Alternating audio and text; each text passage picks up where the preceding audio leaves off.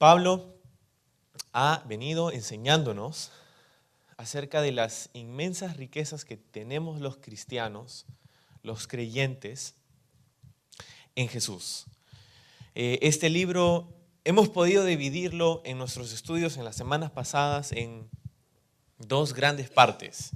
Los primeros 3 capítulos y los últimos 3 capítulos. De los 6 capítulos, la primera mitad tiene que ver con doctrina, enseñanza. Y la segunda mitad, los últimos 3 capítulos, tienen que ver con deberes o aplicación. Pasamos de doctrina a deberes. Y ese es el correcto orden. Porque ya que entendemos quiénes somos en Jesús y ya que entendemos todo lo que Él ha hecho por nosotros, entonces podemos vivir de tal manera como aplicando lo que el Señor ha hecho en nuestra vida. Pasamos de principio a práctica, de aprestamiento a comportamiento. Es muy importante ese orden. Y nos ha explicado muchas cosas. Ahora, es importante que veamos eso porque estos últimos capítulos que estamos viendo, 4, 5 y 6 del libro de Efesios, son altamente prácticos. Altamente prácticos. Y te digo que es muy importante ver el orden aquí porque Pablo no empezó la epístola diciéndonos qué hacer. Él no empezó la epístola diciéndonos, tú eres cristiano, tienes que hacer esto, esto, y no tienes que hacer esto. No. Él empezó la epístola explicándonos las inmensas riquezas que tenemos en Jesús, todo lo que Cristo hizo por nosotros, todo lo que nos dio, toda esa profundidad de amor que Dios tiene por cada uno de nosotros. Y habiendo escrito y nosotros habiendo estudiado todo eso en los primeros 3 capítulos, ahora, por eso, gracias a eso, podemos encontrar nuestra aplicación. ¿Qué significa eso que Dios ha hecho en nuestra vida? ¿Cómo debemos responder nosotros ante lo que Dios ha hecho en nosotros? La semana pasada dijimos que si vemos los primeros 3 capítulos como Dios depositando riquezas espirituales en nuestra cuenta gracias a Jesús, los últimos 3 capítulos tienen que ver con enseñarnos cómo usar esa cuenta, cómo hacer cheques, transferencias, cómo hacer uso de esas riquezas que el Señor nos ha dado. Bueno, hoy día, en el capítulo 5, vemos en esta primera parte algo muy interesante. Y quiero empezar así. Mira, a los niños les encanta imitar lo que ven. A los niños les encanta imitar lo que ven a su alrededor. Si tú eres hermano mayor, tú sabes eso, ¿no? Una de las cosas acerca de ser hermano mayor es que tus hermanos o tu hermano o hermana menor imitan lo que tú haces, ¿no? Y si eran lo suficientemente menores como para irritarte, tú pasabas y, ya, deja de hacer lo que hago, ya, deja de imitarme, ya, deja de copiarme, ¿no? Y tienen los niños incluso un juego, ¿no? Para copiar todo lo que haces. Tú dices, no molestes, ellos te dicen, ¿qué te dicen? No molestes. Ya, deja de hablar como yo, ya, deja de hablar como yo. Y así hasta que ¿no? Te irritan y te frustran. Y no estoy hablando de mi hermano, por si acaso. Pero tú estás tratando de ganarle, entonces le dices, soy un tonto, como para que te imite, ¿no? ¿Y sabes qué hacen? Te dicen, sí, ya sé. ¡Wow! ¿No? Pero a los niños les encanta imitar lo que ven, ¿no? Mira, y no solamente los niños, los bebés. Es tan interesante ver a un bebé por primera vez. Mi esposa y yo no tenemos hijos, pero tenemos muchos amigos que sí tienen hijos. Y cuando hemos ido a visitar a nuestros amigos que han tenido el privilegio de tener un hijo por primera vez o un nuevo hijo que nace a la familia, ¿no? Y les hemos visitado y seguramente te ha pasado a ti también, es curioso porque lo que sin duda sucede cuando vemos a un bebé por primera vez es darnos cuenta del parecido que tienen con sus padres, ¿no? Una de las primeras cosas que hacemos cuando vemos a un nuevo bebé de uno de nuestros familiares o amigos es decir algo como, oh, qué lindo, tiene los ojos de la mamá. Oh, qué lindo, tiene la nariz del papá, ¿no? Y así, etcétera, etcétera. Vamos dándonos cuenta del parecido que tienen con sus padres. Y es que los hijos, siendo una combinación de los genes de la mamá y del papá, llevan las características y los rasgos de ellos, ¿no? Es hermoso. Ahora, no solamente características y rasgos, sino de hecho también comportamiento. ¿Alguna vez has visto o te ha pasado de repente aquellos que tienen hijos pequeños o que o que sus hijos han sido pequeños, obviamente, si tienes hijos han sido pequeños alguna vez, que de pronto ves a tu hijo en la cama al costado de su papá y está echado de la misma manera que el papá, sin que se lo enseñe, ¿no? Es una cuestión que sucede así. Y esto es tan evidente que nosotros a través de la historia hemos desarrollado un popular dicho, ¿no? Un dicho popular al respecto. ¿Sabes cuál es? De tal palo, tal astilla. Y de hecho ese es el título de nuestro estudio hoy. De tal palo, tal astilla. Pues la Biblia nos dice de que si nosotros hemos puesto nuestra fe en Jesús, y si nos hemos arrepentido de nuestros pecados y creído en nuestros corazones que Jesús murió para pagar nuestra condena en la cruz, entonces, dice la Biblia, somos hechos hijos de Dios. Si estás tomando nota, puedes apuntar esta referencia. Juan, el Evangelio de Juan, capítulo 1, versículos 12 y 13, es donde dice esto. Mas a todos los que le recibieron, a los que creen en su nombre, les dio potestad de ser hechos hijos de Dios, los cuales no son engendrados de carne, ni de voluntad de carne, ni de voluntad de varón, sino de Dios. Y el mismo apóstol, en su epístola, primera de Juan, capítulo 3, versículo 1, dice, mirad cuál amor nos ha dado el Padre para que seamos llamados hijos de Dios. Ahora, lo primero que quiero que observes es que esto de ser hijo de Dios no es automático, es condicional. No todos los seres humanos somos hijos de Dios por defecto. Por contrario a lo que la mayoría o muchas personas piensan en el mundo hoy día, ¿no? Muchos dicen, bueno, es que todos somos hijos de Dios, dicen algunos. Eso según lo que la Biblia nos enseña, no es verdad. Todos somos creación de Dios, Dios nos ha creado a todos.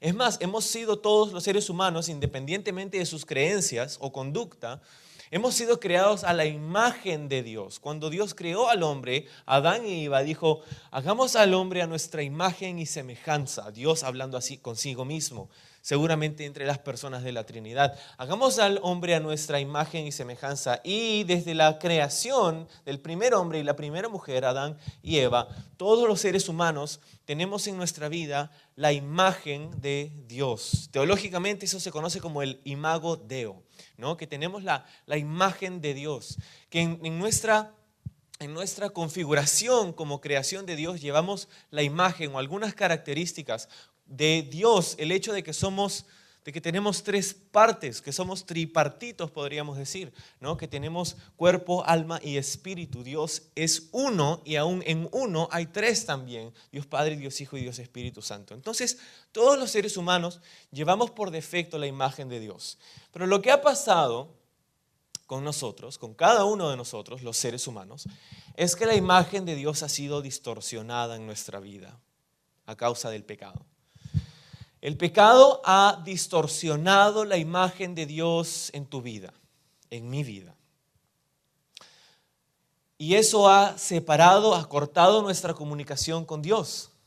Ahora, un pecado, uno solo, es suficiente para separarte de Dios, porque Dios es absolutamente justo, santo y perfecto.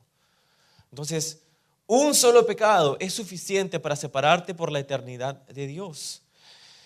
Pero las buenas noticias es que Jesús ha venido para que nosotros podamos tener nuevamente comunión con Dios. Y es más, para que seamos hechos, dice la Biblia, hijos de Dios. Entonces, dije hace un rato, todos somos creación de Dios. Todos los seres humanos han sido creados a la imagen y semejanza de Dios, pero no todos son hijos. ¿Quiénes son hechos hijos? Bueno, lo acabamos de leer en las epístolas de Juan. Dice, mas a todos los que le recibieron, a los que creen en su nombre, les dio potestad, Dios les dio potestad de ser hechos hijos de Dios.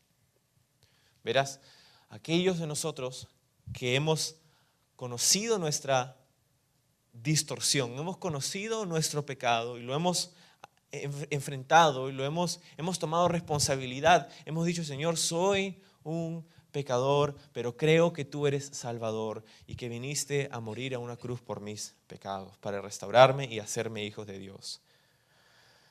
Entonces, si eso es cierto de ti y de mí, si eso es cierto de nosotros, que somos hijos de Dios, entonces vamos a llevar rasgos y características de Dios.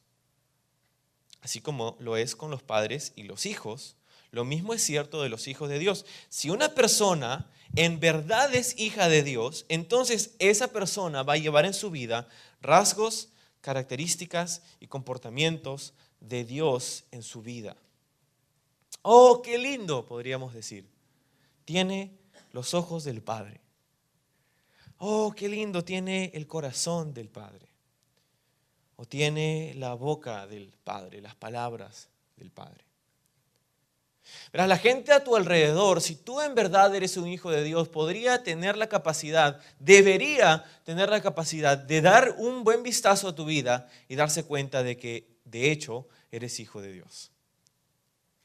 Y si alguien ve tu vida, si alguien te conoce, si alguien sabe cómo eres, si alguien te ve, te examina, si alguien examina tu vida y tiene dudas, lo más probable es que no seas un hijo de Dios.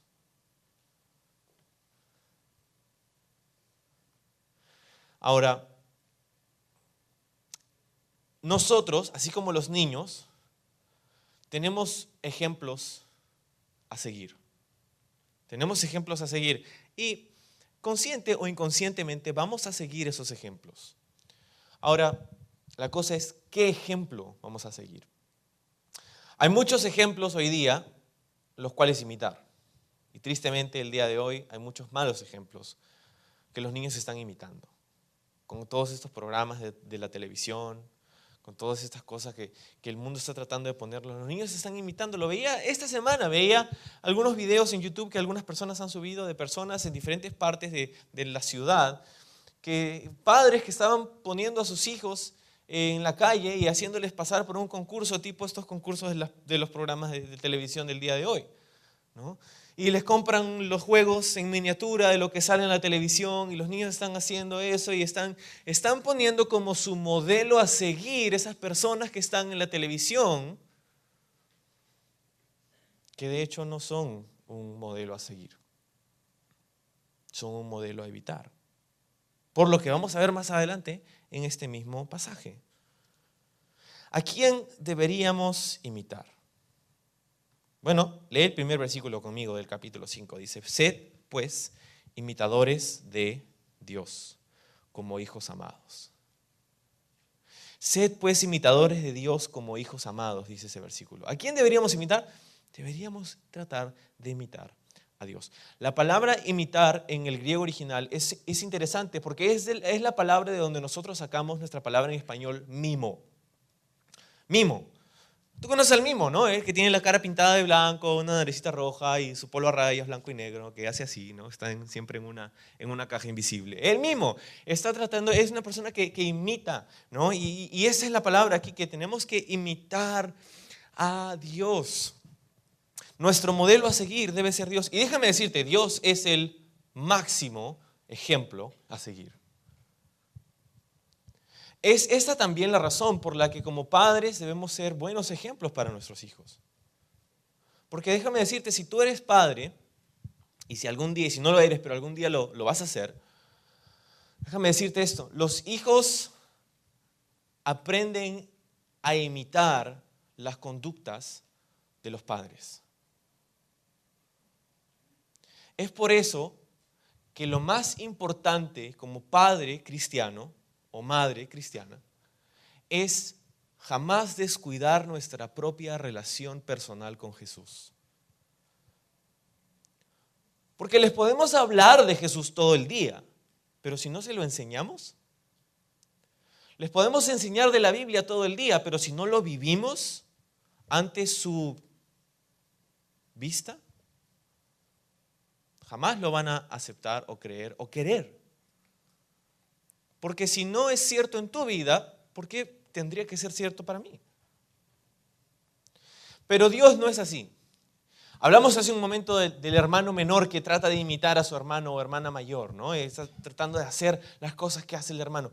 Ahora, nosotros como hermanos mayores nos irritamos y nos molestamos cuando nuestros hermanos menores nos imitan, a veces. Pero Dios no es así.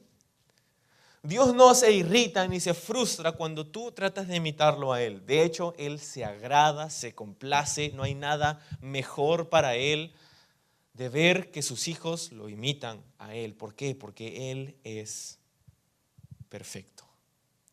Eso es lo que dijo Pedro en su epístola cuando dijo,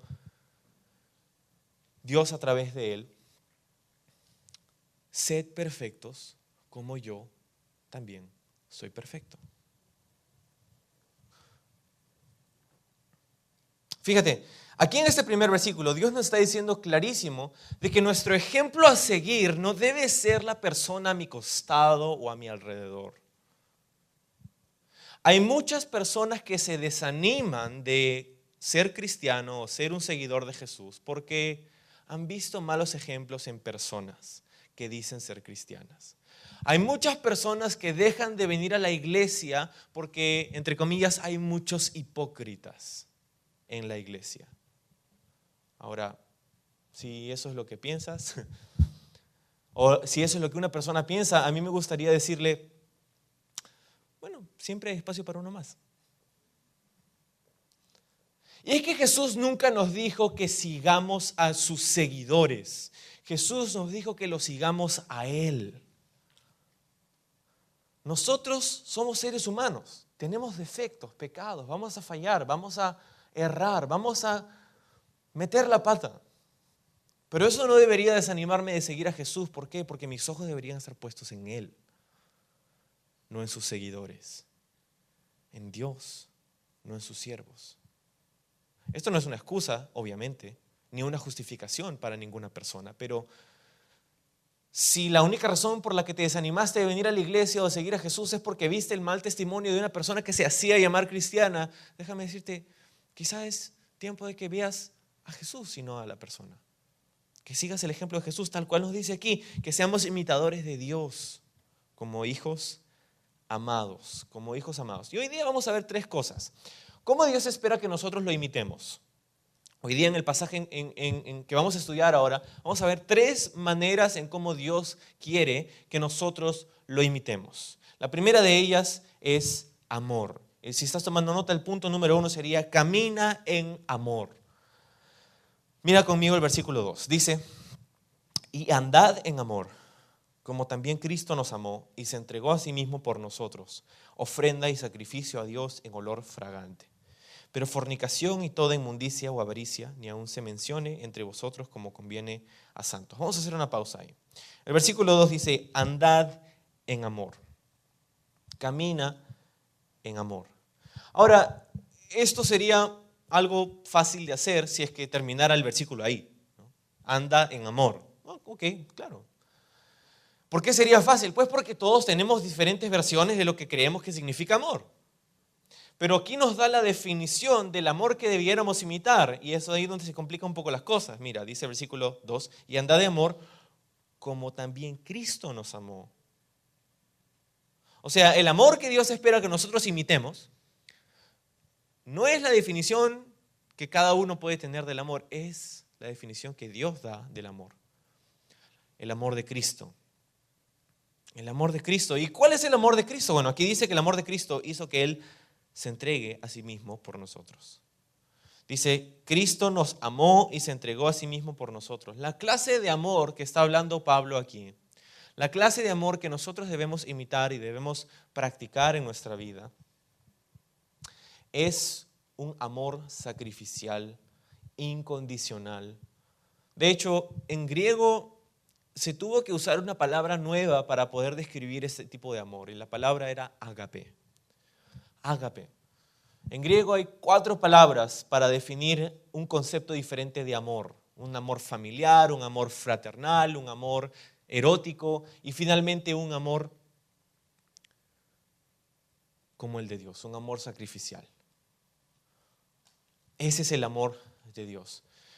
El amor de Dios es declarado. Aquí dice, Cristo nos amó. Es una declaración. Nos está diciendo que Cristo nos amó y todavía nos ama y nos amará.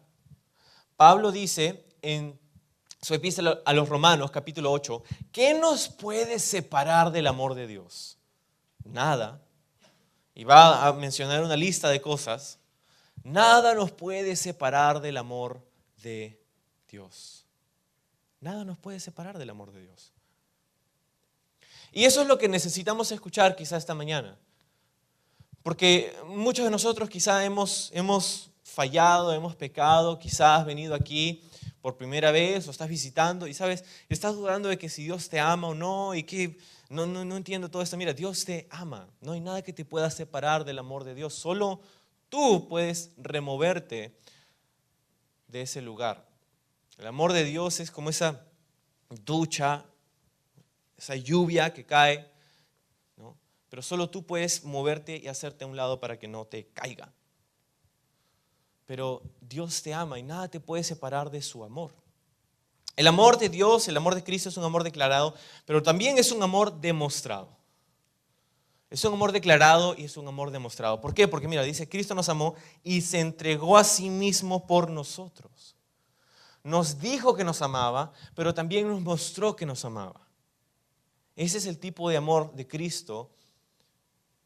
Dio su vida por nosotros. Jesús dijo, nadie tiene un amor más grande que este, que aquel que da su vida por sus amigos. Eso es lo que Jesús dijo. Y eso es lo que Él hizo. Ahora, uno puede decir, bueno, sí, yo amo a mis amigos, ¿no? Y yo sé que si viene un amigo y viene una persona disparando, yo voy a saltar y voy a tomar la bala para que no le caiga a mi amigo y me caiga a mí, ¿no? Está bien si tienes un complejo de héroe. Y si el momento llega y lo haces, pues qué bien. Pero creo que este tipo de sacrificio del que habla este versículo es un sacrificio continuo, constante del día a día, en las cosas mundanas y pequeñas del día a día. Oh, yo saltaría para tomar la bala que no le caiga a mi amigo y me caiga a mí, pero no le puedo dar el asiento a una persona que ha subido al micro. No me pidas eso. Balas, todas las que quieras, pero asientos no.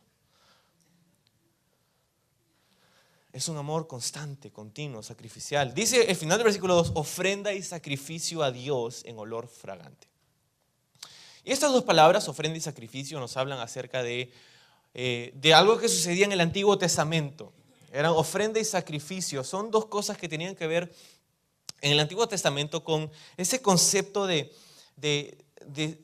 ritual, de sacrificio al Señor. Ofrenda tiene que ver con un don voluntario, con un don que si bien estaba estipulado en la ley, era algo que los hijos de Israel daban de las riquezas o las abundancias que Dios les había dado, ¿no? Por eso tienes ofrendas de grano, de trigo, de harina, de aceite, etcétera, etcétera, etcétera, de cosas, ¿no? Ofrendas que tú podías dar, llevabas al templo y las dabas como al Señor, las ponías en el templo. Esas eran ofrendas que uno daba, ¿no? Y también sacrificio, y el sacrificio nos remonta a este concepto de la muerte de ese becerro o de ese cordero en el altar, del derramamiento de la sangre de un animal por nuestros pecados, ese sacrificio del Antiguo Testamento, ¿no? Entonces la idea aquí es la ofrenda y el sacrificio, dice aquí, olor fragante a Dios. Dios se complace cuando por amor nos sacrificamos los unos por los otros.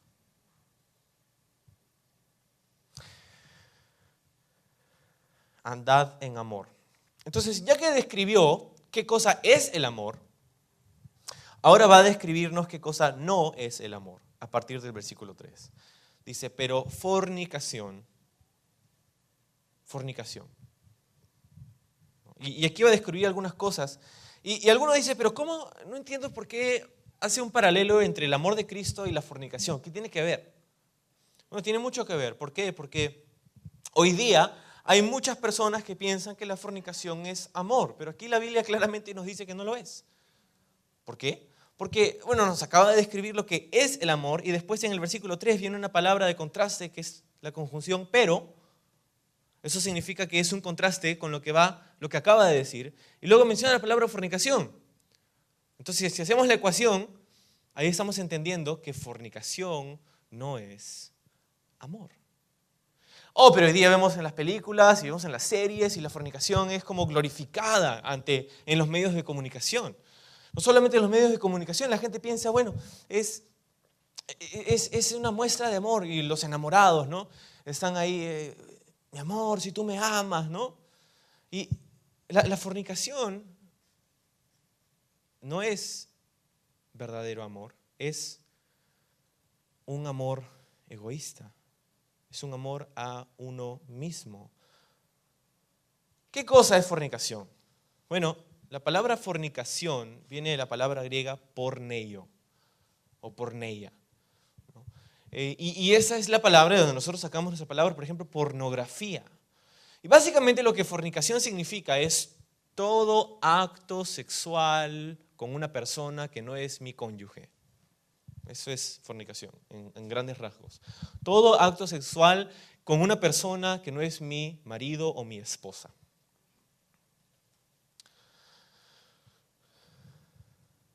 Fornicación.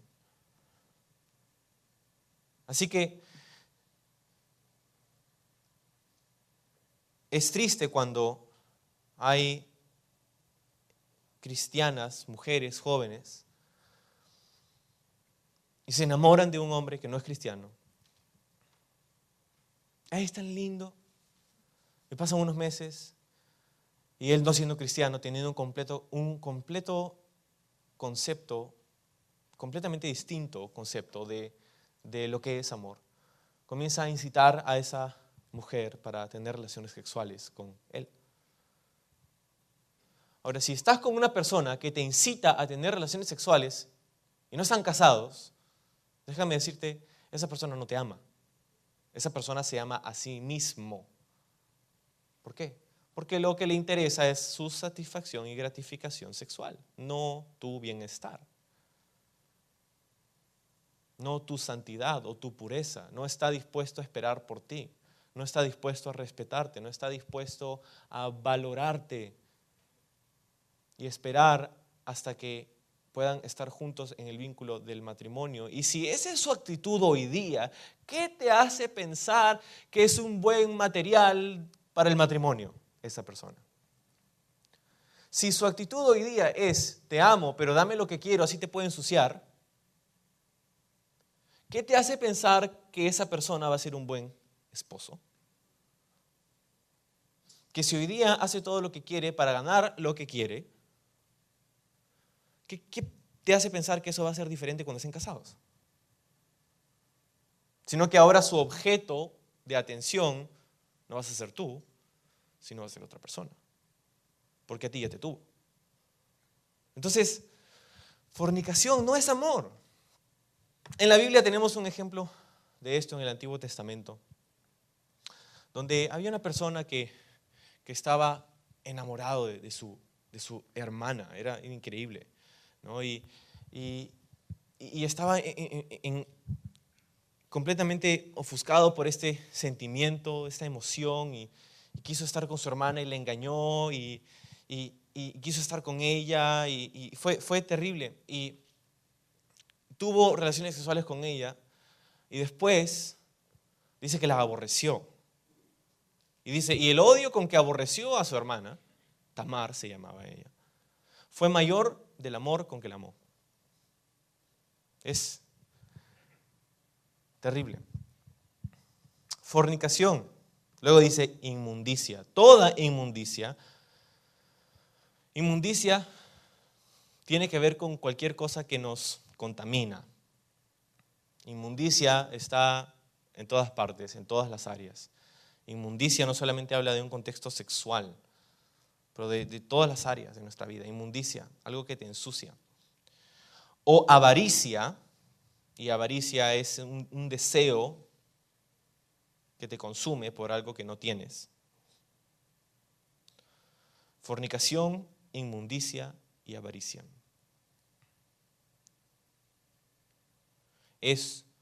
Son todas cosas o deseos para satisfacernos o gratificarnos con cosas de este mundo. Y dice, mira, versículo 3 dice, ni aún se nombre entre vosotros como conviene a santos. Ni aún se nombre entre vosotros.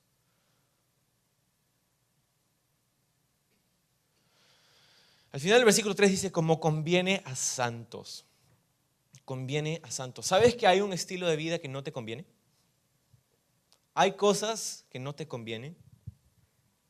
Y eso es lo que él decía, Pablo, en su epístola a los Corintios, en Primera de Corintios. Él decía, todas las cosas me son lícitas, pero no todas las cosas me convienen. Todas las cosas me son lícitas, pero no todas las cosas me edifican. Solo porque algo sea lícito no quiere decir que te conviene. No hay una pena, no hay un crimen, no hay tiempo de cárcel, no hay sentencia que la justicia de esta tierra te vaya a imponer por cometer estas cosas. Pero no te convienen. Como no le convienen a los santos, dice allí. Quiero que observes algo importante. Aquí dice, no dice, evita estas cosas para que puedas ser un buen cristiano. Dice, evita estas cosas porque eres santo. No sé si me dejo entender. Dios te ha hecho santo y ahora quiere que camines en eso. No para ganarte la santidad, pero porque ya la tienes. No para llegar a la meta, sino porque ya has empezado la carrera y Jesús te ha hecho santo. Porque Él ha sido tu santidad, Él ha sido tu justicia. Él cumplió lo que tú jamás podrías, Él pagó lo que tú jamás podrías pagar. Entonces, somos santos, por eso actuamos de manera santa. ¿Te das cuenta? Es como el ejemplo del perro. Hace unos meses lo comenté, pero si no lo escuchaste es así. Un perro no es perro porque ladra, sino ladra porque es perro. ¿No es así? Si yo me pongo a ladrar ahorita, lo cual no voy a hacer, no por eso voy a ser identificado como un perro. Entonces el perro no es perro porque ladra, sino ladra porque es perro. Con nosotros es igual, no somos perros, pero somos santos. Dios nos ha hecho santos, si has puesto tu fe en Jesucristo, Él te ha dado su santidad y por eso actúas como santo. Y no al revés.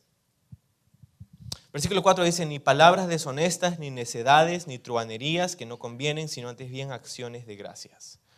Palabras deshonestas, necedades, truhanerías son todas cosas que hablan acerca de un mal uso de nuestra lengua, un mal uso de nuestras palabras, un mal uso de nuestra boca. Palabras deshonestas, mentiras, calumnias, chismes, palabras deshonestas. Necedades,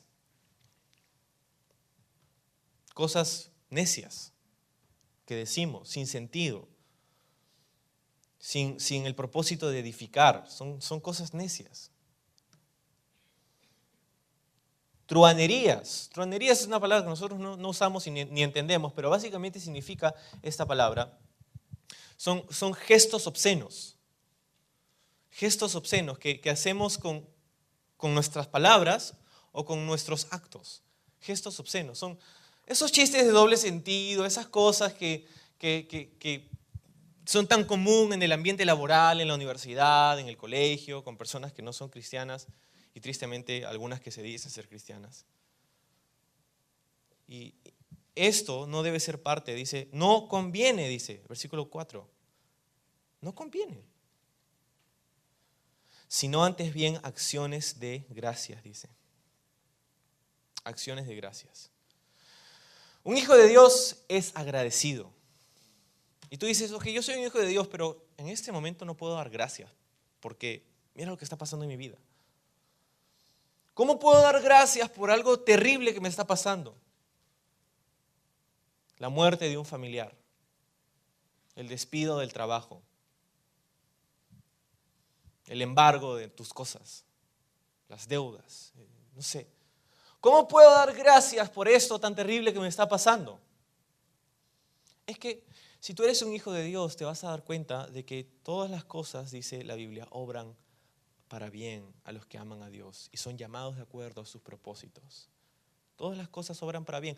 No dice todas las cosas son buenas, dice todas las cosas obran para bien. Si tú eres un hijo de Dios, vas a tener la fe de que Dios va a poder sacar de esta circunstancia terrible alguna lección valiosa para tu vida y alguna oportunidad para glorificarlo a Él en medio de esa circunstancia. Si tú eres un hijo de Dios, vas a poder dar gracias, no por lo que te está pasando ahorita, pero por lo que te va a pasar después. Si tú eres un hijo de Dios, vas a poder darle gracias a Dios, no por quizá la vida que vives ahora, pero por la vida que vas a tener después en la eternidad con Él.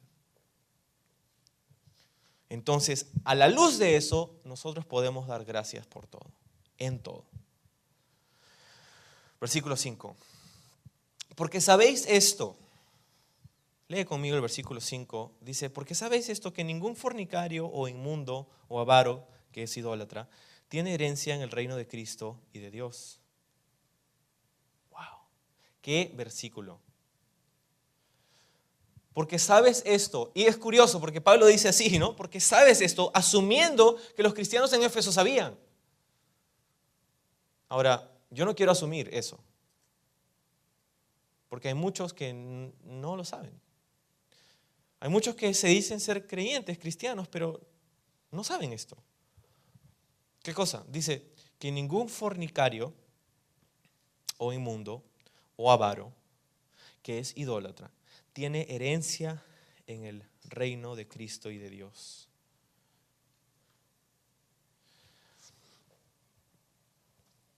Pablo está levantando el estándar así muy en alto.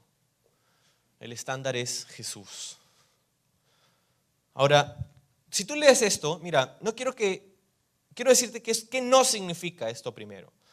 Dice aquí que los fornicarios, inmundos, avaros, que son idólatras, no tienen herencia en el reino de Cristo ni de Dios. Esto no significa que si tú has cometido estas cosas en el pasado, que no vas a tener herencia en el reino de Dios. Eso no significa que si tú has cometido estas cosas en el pasado, Dios ya no puede hacer nada contigo, no te puede dar la salvación. No, ¿sabes por qué no significa eso? Porque cualquier pecado, todo pecado es perdonable por Dios. Todo pecado es perdonable, todo pecado puede ser perdonado por Dios. No importa la magnitud ni la profundidad del pecado. Dios lo puede perdonar. No hay pecado más fuerte o grande de lo que la sangre de Cristo puede limpiar. Entonces, no significa eso, si tú has cometido eso en el pasado, que Dios ya no te puede perdonar. No significa eso. Tampoco significa que si tú luchas con el pecado, has perdido tu salvación. O que si tú cometes, si has fallado, si has metido la pata, si has hecho eso, no quiere decir que has perdido tu salvación. ¿Por qué? Porque el hecho de que luchamos contra el pecado es una evidencia de que somos hijos de Dios.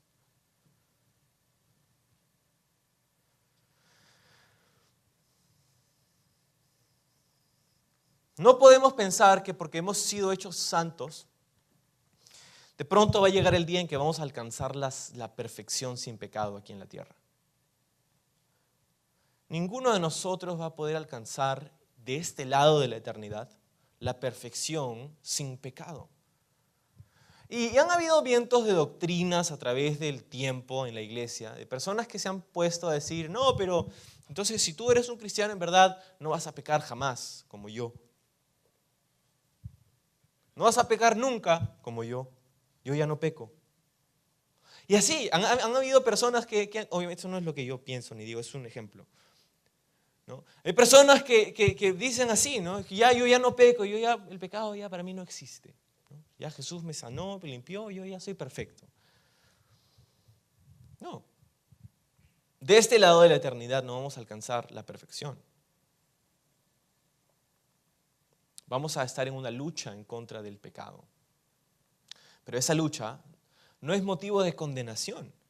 Si tú luchas con algún pecado, no es para condenarte, es para darte la convicción y la seguridad y la confianza de que eres un hijo de Dios y por eso luchas, porque si no lo fueras, no lucharías, te entregarías a esas cosas. Fornicario, inmundo, avaro, que es idólatra. Versículo 6, nadie os engañe con palabras vanas, porque por estas cosas, dice, viene la ira de Dios sobre los hijos de desobediencia. Nadie te engañe con palabras vanas. La corriente de este mundo va en contra de lo que Dios establece en su palabra aquí, en estas cosas. Nadie te engañe. No te engañes a ti mismo. Estas cosas no convienen.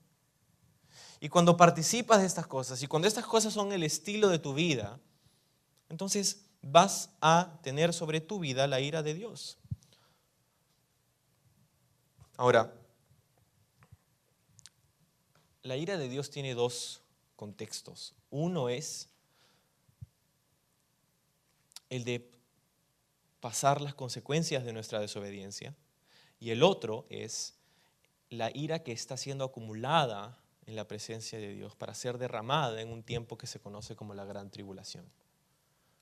El pecado y la maldad que son cometidos a diario, sin arrepentimiento, sin confesión, ese pecado va acumulándose, la ira de Dios se va acumulando en la presencia de Dios, y va a llegar un día en donde la ira de Dios va a ser derramada sobre los hijos de desobediencia. Y nosotros no queremos ser hijos de desobediencia, queremos ser hijos de Dios. Por eso dice el versículo 7, no seáis pues partícipes con ellos. ¿Te das cuenta? No solamente no practiques o hagas estas cosas, pero no participes de aquello que hacen los que viven así. No seas partícipe. Cuando cuentan un chiste de doble sentido en el trabajo, ¿te matas de risa con tus amigos? ¿O te das cuenta que eso significaría participar de aquello que Dios dice es pecado y que no lo hagas? Entonces, ¿qué debería hacer? ¿Irme? Si eso es lo que el Espíritu Santo pone en tu corazón.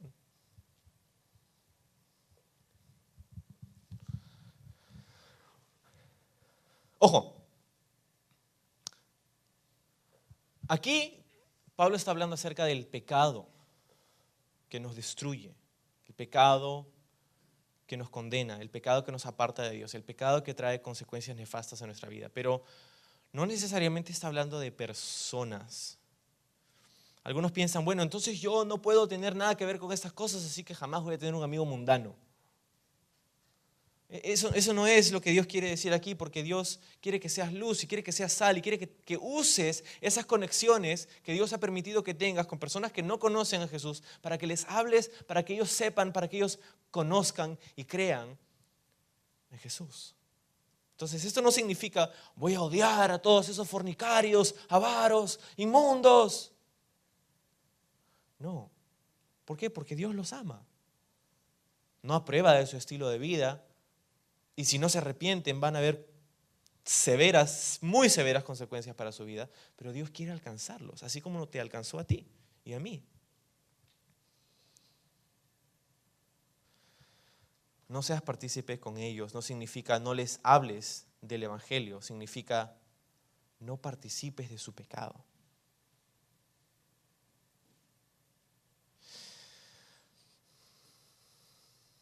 La persona que practica estas cosas que hemos estudiado hasta ahora no puede al mismo tiempo pensar o afirmar ser cristiana, creyente.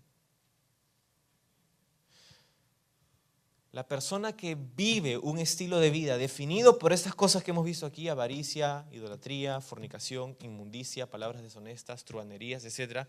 Todas estas cosas. Si eso define tu vida, si eso es quien tú eres, entonces no puedes llamarte cristiano. No puedes llamarte creyente. Pero hay personas que tienen como que un doble estilo de vida, ¿no? Aquí son así y allá son asá. En la iglesia actúan de una manera, pero en la casa actúan de otra. Con los hermanos actúan o hablan de cierta manera, pero con los paganos hablan de otra manera. No puede ser. No puede ser. No puedes afirmar ser un seguidor de Cristo si no le sigues. No significa conocer acerca de Jesús. Significa creerle y seguirlo. Hay personas que profesan, pero no poseen una relación personal con Jesús. y que esto no sea cierto de ninguno de nosotros.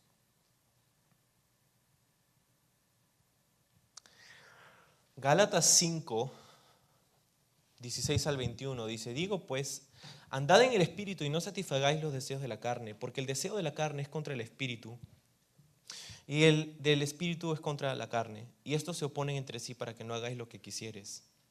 Pero sigue diciendo en Gálatas 5, 18: pero si sois guiados por el Espíritu, no estás bajo la ley.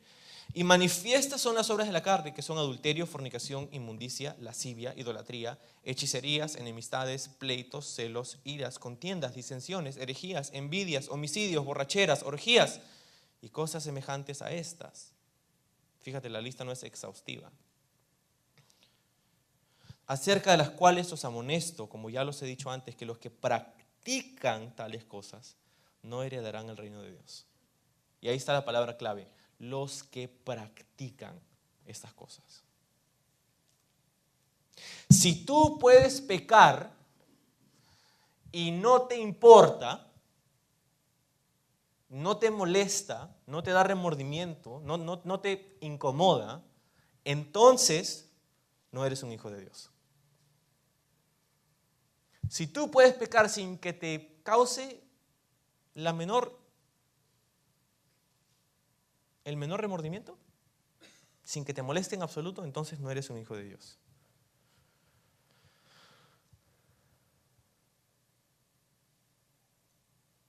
Pero cada hijo de Dios va a luchar con el pecado.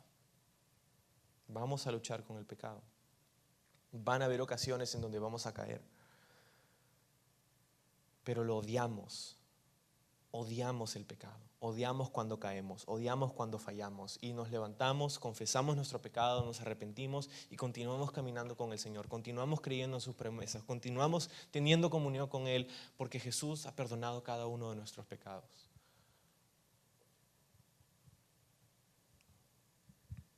Dios espera que tú camines con Él las 24 horas del día, los 7 días de la semana. Camina en amor. El segundo punto: camina en luz. Camina en luz. Versículo 8. Porque en otro tiempo erais, dice, tinieblas, mas ahora sois luz en el Señor. Andad como hijos de luz. Porque el fruto del Espíritu es en toda bondad, justicia y verdad. Camina en luz, el segundo punto, ¿no? En otro tiempo, dice, eras tinieblas. Fíjate, no dice en otro tiempo andabas en tinieblas, dice en otro tiempo eras tinieblas, ¿no? Y ahora somos luz, dice. Entonces, antes de que Cristo venga a tu vida e ilumine tus caminos con su palabra y su verdad, antes nosotros andábamos y éramos tinieblas, ¿no? No había distinción, vivíamos por instinto, hacíamos las cosas que nos venían en gana, no teníamos remordimiento, no había diferencia, nosotros simplemente hacíamos lo que nosotros creíamos era bueno. Pero ahora, dice, ahora somos luz en el Señor. Y ese es el mismo principio: ahora que eres luz, anda en luz. Ahora que eres luz, que Cristo te ha iluminado, ahora anda como un hijo de luz.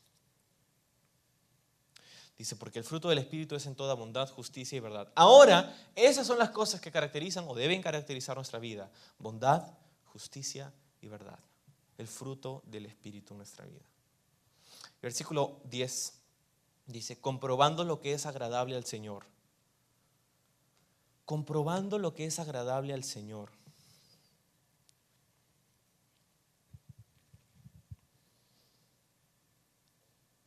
Alguien dice de este versículo que significa algo como esto. Es como: averigua qué le agrada a Dios y hazlo. Es básicamente lo que significa ese versículo. Averigua qué le agrada a Dios y hazlo. Es lo que dice el versículo 10, comprobando lo que es agradable al Señor. Ahora, ¿cómo te das cuenta qué es lo que es agradable al Señor? ¿Cómo te das cuenta qué es agradable para Dios? Bueno, yo creo que escudriñando y estudiando su palabra. ¿Cómo conoces a una persona? Conversando con ella, ¿no? Dándote cuenta, pasando tiempo con esa persona. Si no pasas tiempo y no conversas con esa persona, jamás vas a conocer a esa persona. Lo mismo es con Dios.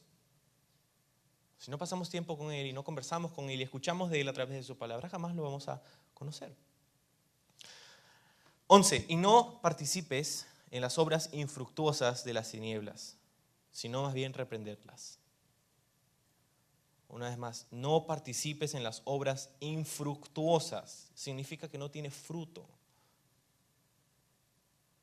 Las obras de las tinieblas que hemos descrito hace un rato, las obras de la carne, el pecado, son infructuosas, no en el sentido de que no tienen fruto, sino en el sentido de que el fruto no es bueno.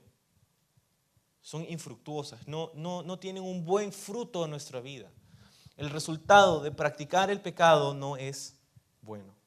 Y por eso dice, sino más bien, no participes en esas cosas, sino más bien repréndela. Reprenderlas. ¿Qué significa? Que vas a pasarte la vida, te reprendo fornicación, te reprendo avaricia, te reprendo. No, ¿sabes qué significa esto? Significa que vas a cambiar tu mentalidad para estar de acuerdo con Dios de que esas cosas no convienen. Eso significa reprenderlas. Vas a cambiar tu mentalidad para estar de acuerdo con Dios que esas cosas que Dios describe que son pecado no convienen. Versículo 12, porque es vergonzoso aún hablar de lo que ellos hacen en secreto. Algunos ven la Biblia y dicen, este libro fue escrito hace tanto tiempo, no tiene nada que ver con nosotros, hoy día estamos en una época tan moderna. Mira, en Éfeso, la ciudad de Éfeso era una ciudad tan inmoral como la es nuestra propia ciudad, o nuestro propio siglo. En Éfeso había un templo a Diana, y en ese templo la manera de adorar a la diosa Diana era a través de orgías y fornicación con sacerdotisas o sacerdotes del templo de Diana. Las cosas no han cambiado mucho en estos siglos, en verdad. Podemos tener más tecnología, pero el corazón del hombre sigue siendo el mismo.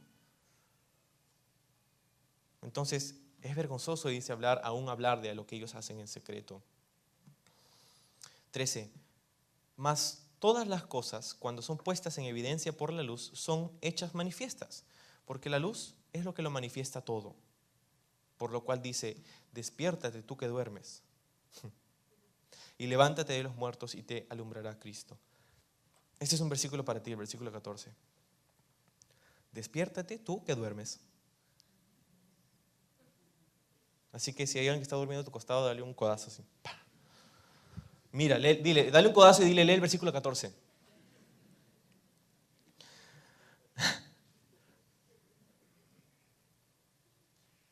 Dice que la luz pone en evidencia todas las cosas que estaban en secreto, en lo oculto. La luz lo manifiesta todo. ¿Sabes por qué no nos conviene pecar como cristianos? Porque en el cielo la luz va a manifestar todo. Los ojos de Dios son como esos rayos X que pueden ver a través de cualquier máscara, a través de cualquier capa, a través de cualquier cosa. Dios puede verte a ti, ve tu vida y te ve tal cual eres. No como tú tratas de proyectarte ante los demás, sino como tú en verdad eres. Y en el cielo, los pecados ocultos, no confesados, no arrepentidos, esos pecados que están en nuestra vida, que están ocultos de los ojos de los demás, todo eso va a ser evidente, todo eso va a ser puesto en escrutinio, bajo el escrutinio de Dios. No nos conviene pecar. La luz lo manifiesta todo, dice. Entonces en el versículo 14 dice nuevamente, despiértate tú que duermes, levántate de los muertos y te alumbrará Cristo. Puedes cambiar, puedes entregarte a Cristo, tu estilo de vida puede ser diferente. Despiértate, no duermas, espiritualmente hablando y literalmente también. Y el punto número 3, en el versículo 15, camina en sabiduría. No solo camina en amor, no solo camina en luz, camina en sabiduría. Versículo 15, mirad pues con diligencia cómo andéis, no como necios, sino como sabios. Mira con diligencia cómo caminas, dice. Ahora,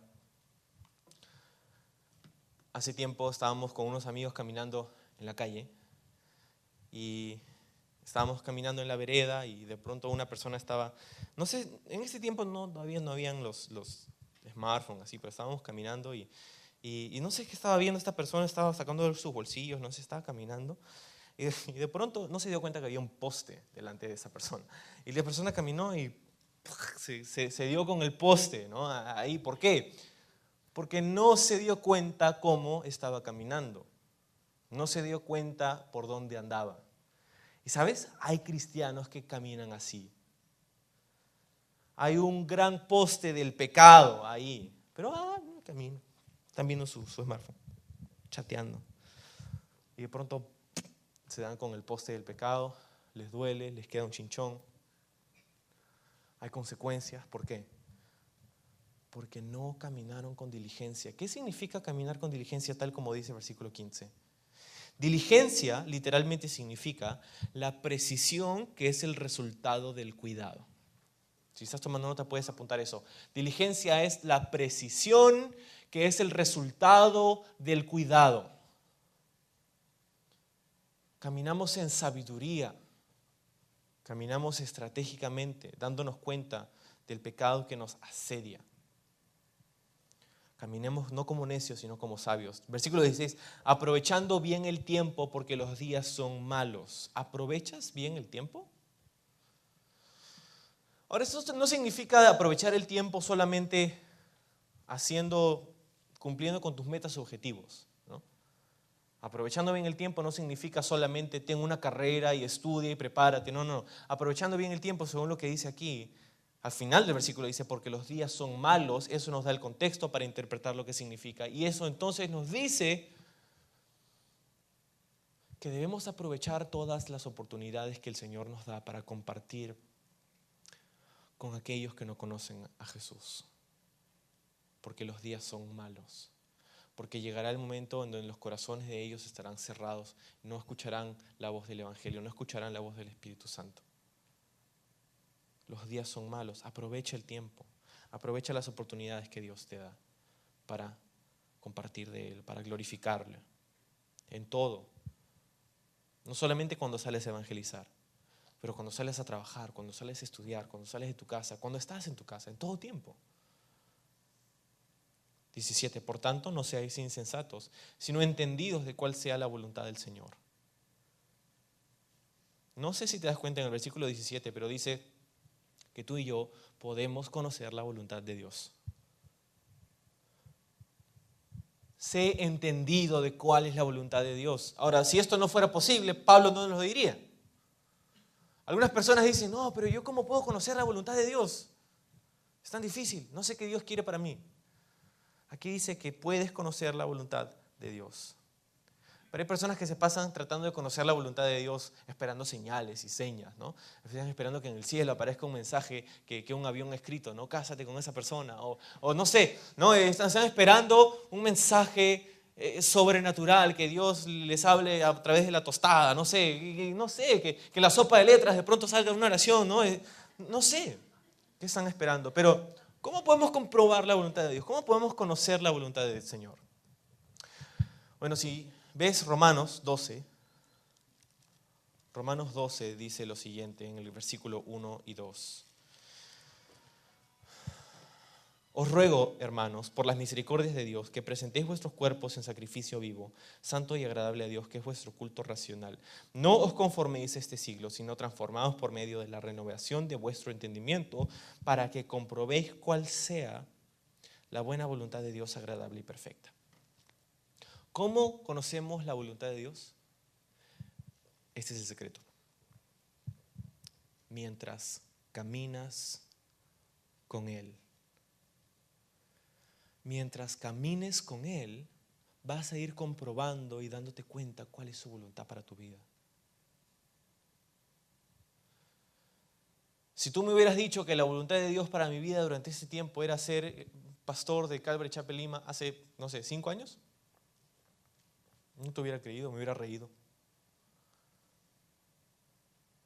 Pero mientras fui caminando con el Señor, mientras fui fiel a lo que Dios me puso en ese momento, mientras que dejé de preocuparme del futuro, porque sé que el futuro está en las manos del Señor, pero me preocupé en las oportunidades que el Señor me daba hoy día para glorificarlo, las oportunidades que Dios me daba hoy día para servirlo. Así el Señor me fue llevando de paso en paso a lo siguiente y a lo siguiente. Y déjame decirte, si tú estás con los brazos cruzados esperando, Señor, ¿cuál es tu voluntad para mi vida? Lo más probable es que no lo vas a comprobar.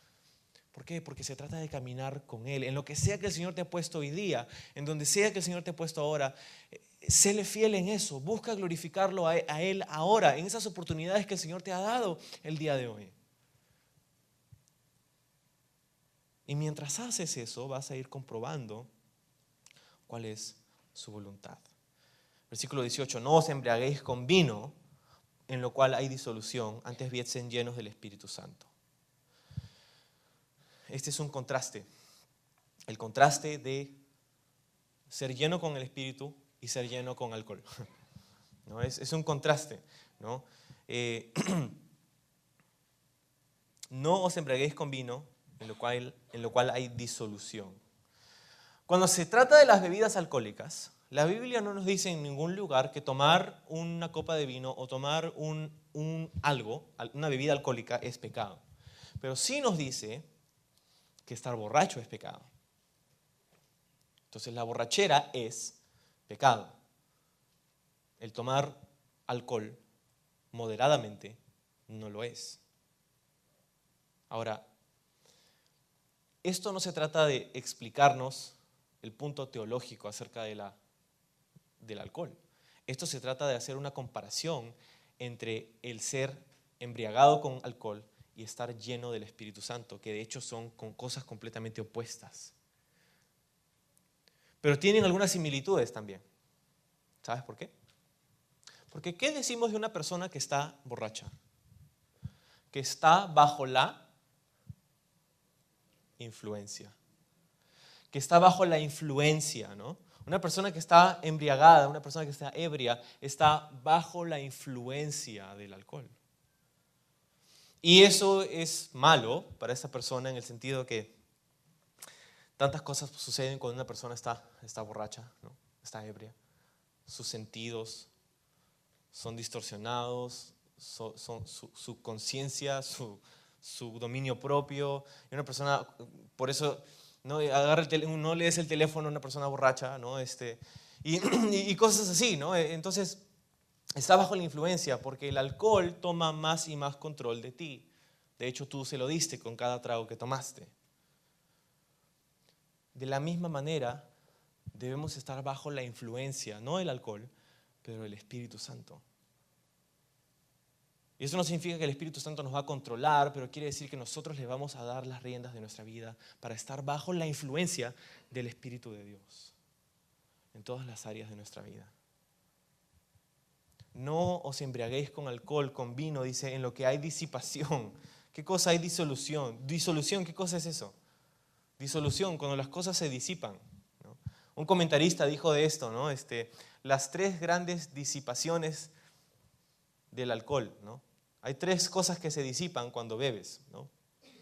Se disipa el alcohol cuando sale de la botella, se disipa tu dinero y se disipa tu sabiduría. Entonces, hay tantas malas consecuencias, tantas muertes, tantas cosas que están relacionadas con el alcohol. No nos conviene. No nos conviene. La borrachera es pecado, debemos evitarlo. ¿Tenemos libertad en Cristo? Sí, tenemos libertad en Cristo, pero eso no significa que vamos a aprovechar y abusar esa libertad. Seamos llenos del Espíritu Santo. Versículo 19, hablando entre vosotros con salmos, himnos, cánticos espirituales, alabando, cantando al Señor en vuestros corazones, dando siempre gracias por todo, al Dios y Padre, en el nombre de nuestro Señor Jesucristo. Caminemos en sabiduría. Vamos a hablar entre nosotros con salmos, himnos, cánticos espirituales. Por eso aquí en Calvary Chapel tenemos una gran parte de nuestros servicios son dedicadas a la adoración, justamente por lo que dice aquí. ¿no? En la Biblia. Entonces, salmos, himnos y cánticos espirituales, ¿no? Diferentes categorías, ¿no? de canciones, salmos, himnos, cánticos espirituales, alabando al Señor en vuestros corazones, ¿no? De repente no a voz alta, hay personas que quizás no pueden cantar muy bonito, pero aquí dicen vuestros corazones, ¿no? Entonces no importa si cantas muy bonito o no, puedes adorar al Señor en tu corazón y lo que sale de tu boca solamente será la manifestación de eso, ¿no? Dando siempre gracias por todo al Dios y Padre en nombre de nuestro Señor Jesucristo. Nuevamente el concepto de ser agradecido. Ser agradecido. Podemos dar gracias siempre y debemos dar gracias siempre. Entonces, mira, camina en amor, camina en luz, camina en sabiduría. Cuando hacemos eso, estaremos imitando al Padre como hijos amados. ¿Y sabes qué es lo genial? Es que la Biblia nos dice que estas tres cosas son características de Dios. En Primera de Juan nos dice que Dios es amor, que Él es luz. En el libro de Proverbios nos dice que Él es sabiduría. Entonces, mientras vamos imitando estas cualidades en nuestra vida, vamos pareciéndonos más y más al Señor, que es lo que Dios espera. Pero déjame decirte que esto es imposible para aquel simpatizante de Jesús, pero no seguidor de Jesús. Esto es imposible para la persona que no ha nacido de nuevo, es imposible para la persona que no ha recibido el Espíritu Santo, es imposible para la persona que no ha sido convertida. Entonces, nosotros no podemos tratar de imitar a Dios efectivamente si no hemos sido primero convertidos por Él, si no hemos puesto nuestra fe en Él. Así que vamos a orar y vamos a tener una oportunidad para hacer eso exactamente en este último minuto juntos.